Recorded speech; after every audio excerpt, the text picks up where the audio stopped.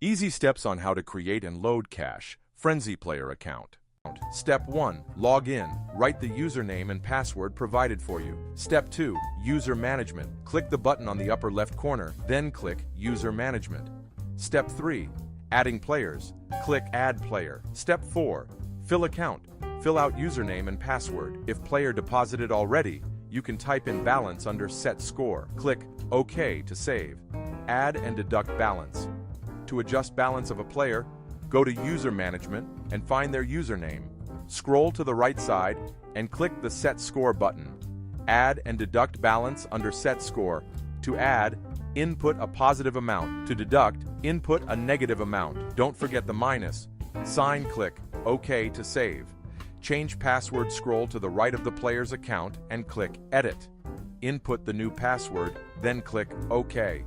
Hit subscribe and don't forget to share this video.